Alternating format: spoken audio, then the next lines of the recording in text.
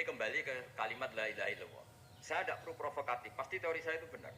Bukan saya bilang benar itu karena sombong, enggak. Ini sesuai teks. Misalnya begini, benar enggak kelompok takfiri yang suka ngafirkan orang lain? Itu pasti tidak benar. Logikanya gampang. Orang yang kafir 70 tahun saja dengan melafadzkan la ilaha illallah menjadi muslim. Masa dengan kalimat yang sama yang muslim menjadi kafir? Itu logikanya kan enggak ketemu. Orang kafir 70 tahun untuk menjadi muslim disuruh baca apa? La ilaha illallah. Tapi gara-gara baca la ilaha illallah nyekel patok jadi kafir. Pertanyaannya, loh ini kalimat apa? Kalimat untuk mengkafirkan apa kalimat untuk mengislamkan? Karena yang kafir dengan kalimat itu menjadi Islam, ternyata yang Islam dengan kalimat itu menjadi kafir. Itu ketemu gak? Cara logika itu kan gak ketemu kan? Makanya cara pikirannya Abdul Hasan Asadili, dan saya setuju pikiran itu. Istighfar ini boleh orang Jawa Timur protes karena kadang beda manhaj, tapi jangan protes saya, protes Abdul Hasan Asadili, kualat tuh sampai. Ketua Torekoh nopo Sadili kan. Cara madzhab Sadili dan Anda boleh berbeda madzhab. Cari khasnya wong kampus sing wani beda. Beda kapasitas lah pokoknya butuhe beda. Ben ketok pinter, ketok kritis tuh.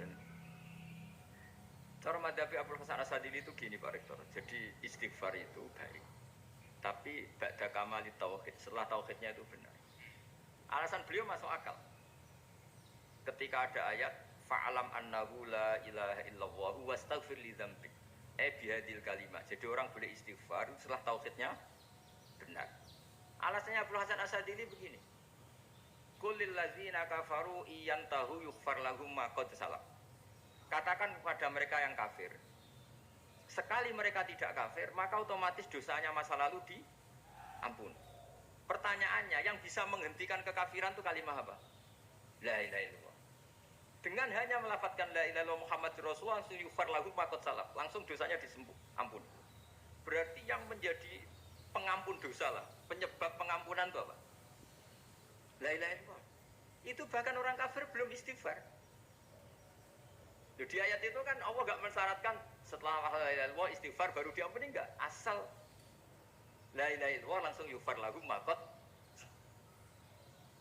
Saya ulang lagi ya, jelas ya. Jadi qulil ladzina kafaru iyantahu yughfar lahum ma qad. Nah, sekarang iyantahu, mereka berhenti dari kafirnya. Syaratnya pakai apa?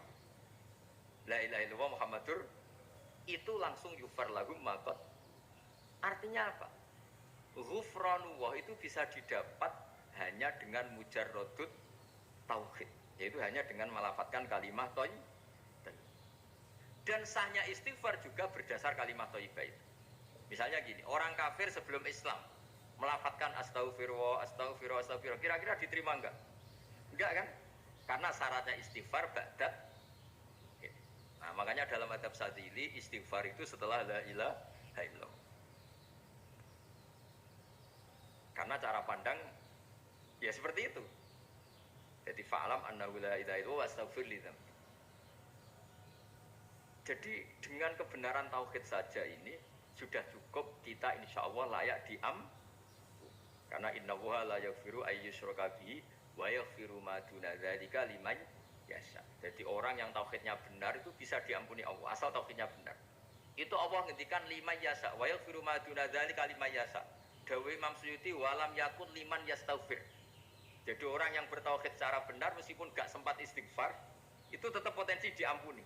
Karena bawaan tauhid itu sudah menjadi layak diampuni. Kayak orang kafir sekali ngelafadzkan kalimat tauhid gak istighfar langsung diampuni. Nah, karena melihat seperti itu terus orang berlomba-lomba memperbanyak jumlah ngelafadzkan la ilaha illallah. Jadi kita yang alim, kita semua, saya tidak bilang saya, kita termasuk yang di pinggir-pinggir saya ngaku alim ya orang masalah lah, soalnya kita semua yang alim-alim itu tahu bahwa la ilaha illallah itu super. Sudah bawaannya tauhid, juga punya kelayakan Nah, kemudian nasib kita agak sial. Malah kalimat ini dituduh bid'ah, dituduh khurafat. Mergo Nabi enggak pernah tahlilan, Nabi enggak pernah. Nabi enggak pernah tahlilan, kalau diartikan Nabi ora tau maca la ilaha illallah, enggak kalimat ini. Nah, ini provokatif ini. Jadi ini sudahlah keanehan-keanehan ini kita terima karena ciri utama wali, ciri utama ulama itu wa ulu fisabilillah harus pernah disakiti. Jadi kalau Unisma sakit kalau dituduh apa? Dituduh bid'ah itu berarti belum calon ulama. Calon ulama itu wa ulu fisabilillah harus disakiti. Jadi kalau kamu disalahpahami itu ya harus santai. Ya termasuk provokatif tadi. Termasuk diatur tadi. Jadi kalau cara berpikir kan, karena mereka itu memang kalau kita turutin itu, memenya itu terlalu, kadang menghujat kita itu. Enak ya jadi GNU, ada orang mati, datang, kiainya dapat makan, dapat rokok, terus pulang. Jadi apa, terus kita kayak tersangka, terus kita kan kayak tersangka, terus tertuduh, terus yang orang NU ya memenya juga nggak kalah ekstrimnya. Boleh ya ajaran orang nggak boleh ngasih-ngasih kiai, berarti boleh dong ajaran kikir. Jadi memang kadang apa ya, cangkem elek lah bahasa kasarnya itu. Itu memang kadang lebih mengenakan kalau kita datang ke acara mayat kan dapat makan, dapat minum. Kalau yang sohibul bait rokok ya dapat rokok. Kalau kiainya dapat wajib, kadang 20.000, kadang 50.000. Terus memenya itu kok setega itu ya ada orang meninggal kok malah kita makan-makan. Tidak seakan-akan kan kultur ini biadab kan gitu. Tapi yang orang NU kebalikan balas. Oh ternyata nggak boleh ya mayat disodakoi. Ternyata nggak boleh ya orang dermawan. Berarti Islam membolehkan medit ya gitu. Ya modus ini kan. Tangan-tangan itu lebih mandi timbang takbir ya. Karena ini kan memicu emosi kan. Memicu apa? Emosi. Nah, tapi saya kalau disuruh bela mana itu tidak ada yang saya bela. Ya seorang sudah lah kalau mau nganggur saja gitu itu.